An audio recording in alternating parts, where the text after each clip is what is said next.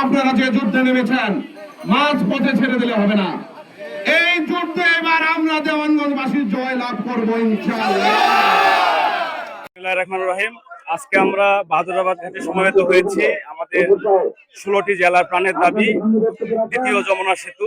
এই দ্বিতীয় যমুনা সেতু আমাদের এই কারণেই প্রয়োজন, আমাদের এই 16টি জেলার মানুষের ভাগ্য উন্নয়ন পাশাপাশি যোগাযোগ ব্যবস্থা সুন্দর করার লক্ষ্যে বাংলাদেশ সরকারের মাননীয় প্রধানমন্ত্রী দ্বিতীয় যমুনা সেতু করার জন্য যে চিন্তাধারা নিয়েছেন, সেই চিন্তাধারার আলোকে আমাদের এই অঞ্চলের মানুষের প্রাণের দাবি দ্বিতীয় যমুনা সেতুটি যেন আমাদের বাহাদুরাবাদ থেকে মালাশি পর্যন্ত সেতুটি হয়।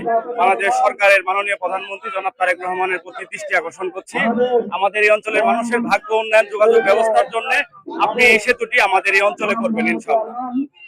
পর্যন্ত দ্বিতীয় যমুনা সেতু আমাদের সর্বস্তরের জনগণের দাবি, আমাদের প্রাণের দাবি, মাননীয় প্রধানমন্ত্রীর কাছে 16টি জেলার দাবি, ময়মনসিংহ বিভাগের দাবি, যেন আমাদের মাননীয় প্রধানমন্ত্রী যে উদ্যোগ নিয়েছেন তার যেন বাস্তবায়ন হবে ইনশাআল্লাহ, আমরা আশা করি। এই বলে আমি আমার সংক্ষিপ্ত বক্তব্য শেষ করছি।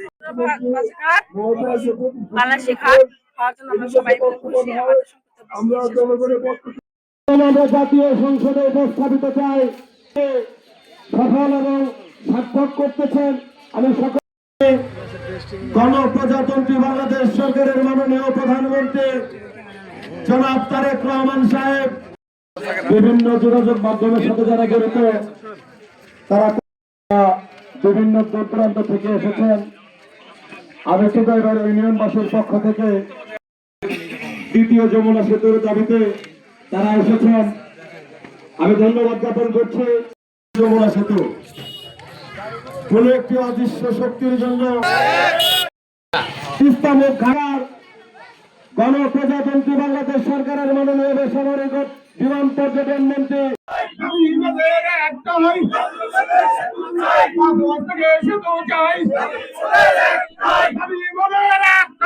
আমরা আজকে এখানে জমাবদ্ধ হয়েছে জুগাইবাড়ি কর্তৃক আয়োজিত এই আজকের এই দ্বিতীয় যমুনা সেতু বাহাদুরাবাদ ফোটানি ঘাট হইতে ওই বালাসি পর্যন্ত এই যমুনা সেতুর দাবিতে আজকের এই মানববন্ধন।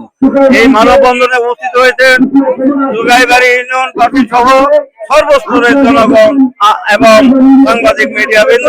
আমি প্রথমে আমার জুগাইবাড়ি ইউনিয়ন বাসীর পক্ষ থেকে প্রাণ ঢালা অভিনন্দন এবং আজকের এই গণজমায়েতকে সার্থক করার জন্য আমি তাদেরকে আবারও ধন্যবাদ জানাচ্ছি।